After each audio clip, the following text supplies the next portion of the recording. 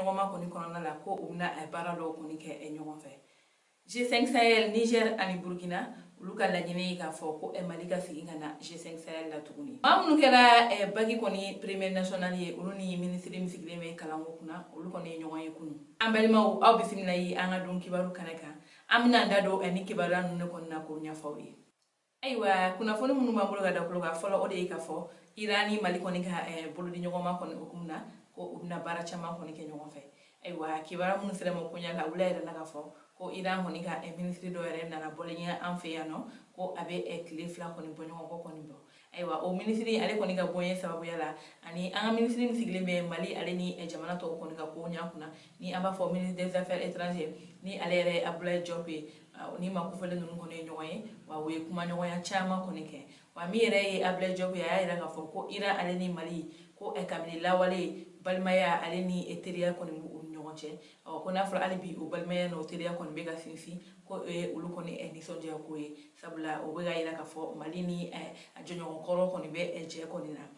O de kunna min yɛrɛ ye Iranien kɔni ka ministre ni ale yɛrɛ tɔgɔ ye Dr Hussein Amir ye ale yɛrɛ ka kuma kɔnɔna la a y'a yira k'a fɔ ko ni bɔɲɛlen ninnu kɔni hukumu na ko nin ye k'a fɔ Mali ale ni Iran ka baaraw kɔni daminɛlen ko sabula Iranien olu kɔni bɛ fɛ ka Mali kɔni dɛmɛ ko caman na i n'a fɔ an ka musaka ko ani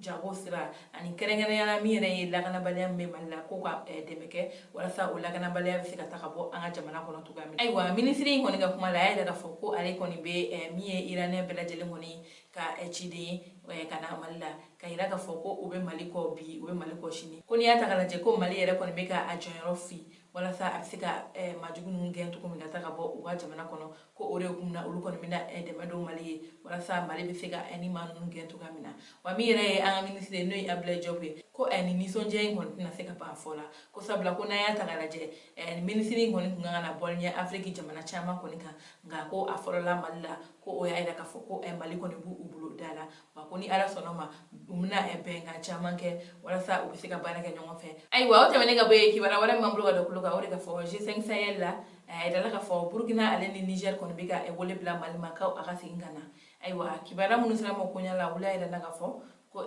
Niger jamana kɔni ministre min sigilen bɛ kɛlɛ kɔni hukumu kunna ale taara bɔɲɛli la Burkina o bɔɲɛli ninnu kɔni kɔnɔna la min yɛrɛ ye Burkina président ye ko o ye kuma ɲɔgɔnya kuma ɲɔgɔnya ninnu la o y'a yira k'a fɔ ko Mali ka segin ka na don G5 Sahel la. Ayiwa hakilina jiginna an b'a yira k'a fɔ kabini mɛnkalo kɔni tɛmɛnen Mali y'a yira k'a fɔ ko ale kɔni bɔra G5 Sahel la ko ale tɛna don G5 Sahel la k'a sababu kɛ fɔnkɔɲɔgɔnya caman kɔni sɔrɔla o ko in kɔni hukumu kɔnɔna la. Wa o tɛmɛnen ka bɔ yen Tchad yɛrɛ kɔni tun y'a laɲini ani Niger président k'a wele bila Mali ma ko u ka jateminɛ kɛ u ka segin ka na G5 Sahel la sabula u ka tagali nɔba de yera. O de hukumu na tuguni hali bi Tchad président ale yɛrɛ ni Niger ani Burkina ko u ka kuma ɲɔgɔnya kɔni kɔnɔna na tuguni u y'a yira k'a fɔ ko hali bi u ka welewele kɔni bɛ Mali ye walasa a ka segin ka na ka don G5 Sahel la sabula ko G5 Sahel kɔni tɛna se ka se sɔrɔ kosɛbɛ ni Mali kɔni sen t'a la sabula ko min yɛrɛ ye banbagatu kɔni gɛnni ye ko a bɛ olu ka nin dugu kofɔlen ninnu na wa ko a tɛ se ka kɛlɛ k'a fɔ ni dugu bɛɛ lajɛlen kɔni t'a la. Ayiwa hakilina jiginna an b'a yira k'a fɔ G5 Sahel ale yɛrɛ bɛ dugu minnu kofɔ o de ye Tchad, Niger, Burkina ale ni Mauritanie ni Mali o b'o olu de kɔni kofɔ ko n'a yira k'a fɔ ko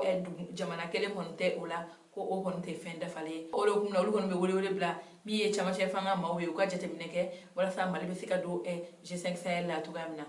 Nin ye a ci kɔni filanan ye k'a ɲɛsin Mali kɔni ma nka an bɛ wagati min na ko bi Mali kɔni ɲɛmɔgɔ kɔni ma jaabi kɔni di nin ma kofɔlen ninnu kɔni ma nka n'u ye jaabi min di don n'a nata an n'aw fɔ aw ye an ka jamukaw kɔni na.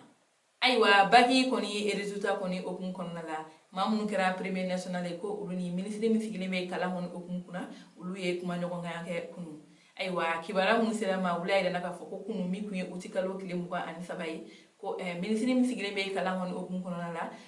ko ale ni ma kofɔlen ninnu kɔni ye kuma ɲɔgɔnya ye o de ye maaw ye maa minnu ye jɔnjɔnba sɔrɔ baki kɔni jaabiw la ka yira k'a fɔ ko olu de Mali bɛɛ lajɛlen kɔni dan kalan in kɔnɔna na ko olu kɔni bɛ taa maa tan kɔni bɔ ɲɔgɔn kɔ kɔni na wa a maa tan ninnu kɔni na a yirala k'a fɔ ko cɛw b'a la wa musow b'a la a yirala k'a fɔ fana ko ninnu bɔra ekɔliso académie minnu na o de ye k'a fɔ Bamakɔ ta kɔni b'a la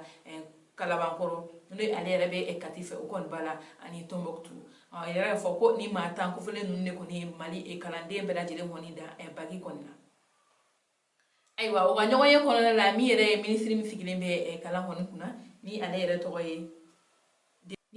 kɔni ye Madame Sidibe Dedo Ousmane ye. Ale y'a yira k'a fɔ ko ale nisɔndiyalen don kosɛbɛ ni maa kofɔlen ninnu kɔni ka waleyaw kɔni na, wa a bɛ u fo kosɛbɛ, wa a sɛbɛn dɔ yɛrɛ kɔni tun b'u bolo, sɛbɛn min na a yira k'a fɔ ko ninnu ye bɛɛ da, o sɛbɛn dira ni maa kofɔlen ninnu ma, ani o kun na a ye welewele bila ni maa ninnu kɔni ma ani u somɔgɔw ko u k'u jilaja fo ka taa fɔ min kɛra wa Mali kɔni jɔyɔrɔ fa yɔrɔ caman kɔni na, ko sabula nin ye kunnawolo ko de ye k'a ɲɛsin Mali kɔni ma, ko u k'u cɛsiri hali bi ka dɔ fara u ka cɛsiri kan walasa Mali tɔgɔ bɛ se ka fɔ yɔrɔ wɛrɛ u fɛ cogoya min na min ni Mali yɛrɛ kɔni kɔnɔna kɔnɔ. Ayiwa an balimaw, ni ne kɔni kun ye an ka bi dun kibaru ye ka da kulo kan, aw ni ce aw ka kulomajɔ la, aw k'an bɛn an ka baroda wɛrɛ la.